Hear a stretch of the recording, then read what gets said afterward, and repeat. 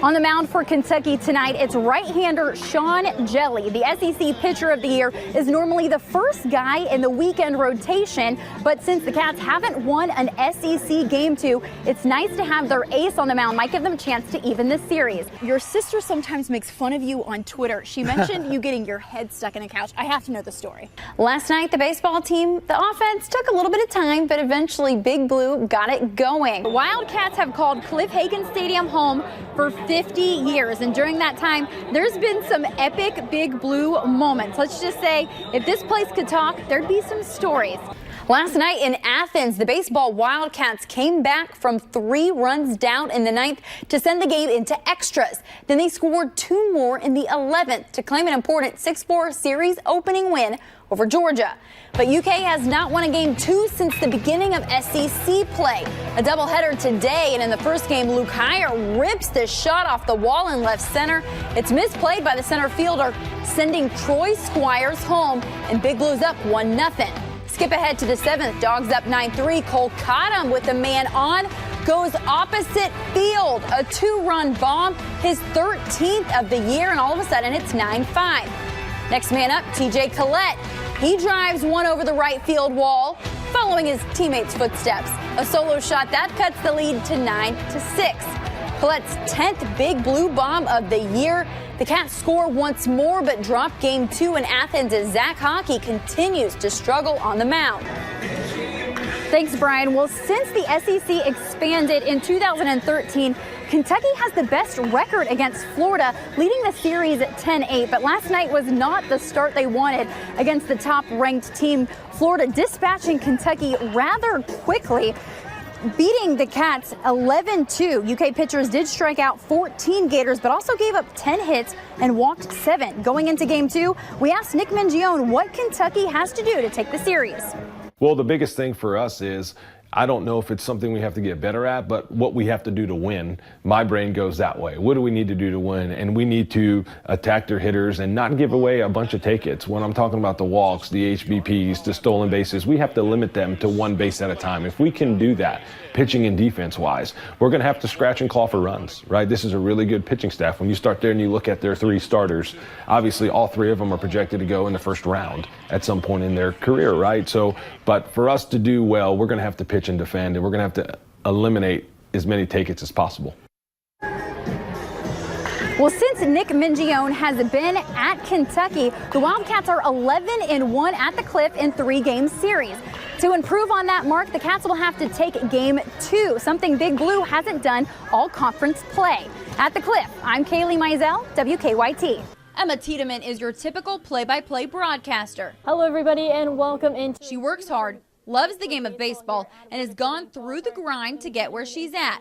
But Emma is just one of 3 women in the booth in minor league baseball. People point out my gender that first time they meet me and after I tell them I'm a play-by-play broadcaster. But it was in certain situations that I came to the realization that some people still don't expect women to be in this position. For the first-year Legends broadcaster, the decision to follow her dream was simple. Ever since I was 15, I've known exactly what I wanted to do. That's because at 15, Tiedemann's grandfather encouraged her to put on the headset alongside him. Welcome to World Class Championship Wrestling from the sport. You might know Bill Mercer as the former voice of World Class Wrestling, but to Emma, he was her tutu and her teacher. He called her up one day and asked her to help him score a women's basketball game, and a broadcaster was born. Then he said, well, by the way, here's an extra headset. If you want to say something, then feel free. It was all his ingenious idea, and I don't even think he expected me to talk either, because like I said, I was a shy, quiet kid, and he was blown away that I had that much to say in a broadcast. And the 1-0 swung on and missed on the 91-mile-an-hour fastball. But when I put on the headset, I knew the sport in front of me. I knew what to say and what I wanted to say, and I had a great mentor to my right. It wasn't until the summer between her junior and senior year, when she took a job calling baseball games in Alaska, that Tiedemann found her passion for America's pastime. Soto jogs back, but he waves this one goodbye. Over that course of that season, I fell in love with the sport. Like you said, it's more than just a game. There's so many different strategies and stories that go into the game that kind of made it very, very special. Prado, though, one of the 5 19-year-olds for the Lexington Legends. And while there aren't many women in the baseball broadcast booth, Tiedemann had a support system that taught her to go for her dreams. Her grandfather in particular taught her nothing mattered except her work ethic. He never viewed me as a female, as a broadcaster. He viewed me as a young kid that had some big lofty dreams, and he was able to mentor me and help me along in my journeys. It was just my upbringing that showed me that there's not a whole lot of walls to take down. There's still been pushback about a female in the booth, but Emma has stayed the course. I just work harder than anyone else out there. If I have to prove to people that I know the game of baseball, then I do more research than anyone else to show that I'm here for the long haul and that I'm worth the hire. Emma hopes her labor of love will be passed on to the next female who wants a shot on the mic. I just want to see more females kind of chase their dreams like I have. Tiedemann's found her home in Lexington and encourages anyone with big dreams to work hard and stay patient. You know, you just have to wait for your own team of legends to make the hire. Kailey Mizell, And it's a liner into left field. Fox 56 Sports Extra. If you haven't gotten out to a Legends game yet, you'll want to go soon and see Royals star prospect Sully Matias. The 19-year-old Dominican outfielder has 4 of the Legends' 6 home runs and 9 of the team's 21 RBIs through the first 5 games. His mentality? It's simple. Every at-bat, not to give in and, give his best every at-bat.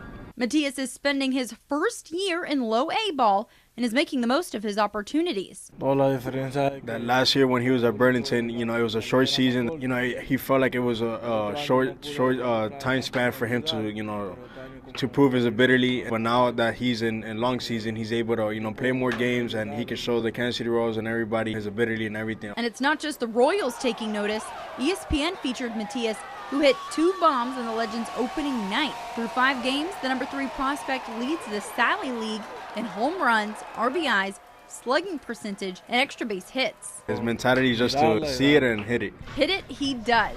The 9-inch ball might as well be a 26-inch watermelon. He believes so because everything's coming out right. 4 of his 8 hits are dingers, but the 6'3" outfielder also has 7 strikeouts, something he's working on with the Legends staff. One of the things that we've been working is, to don't try to do too much. A lot of players as his, young age, they go out there and try to do too much. They try to impress. He's got a lot of power, so don't try to create more. Just like Kansas City Barbecue, the Royals expect Matias to get better with time. Kailey Mizell, WKYT.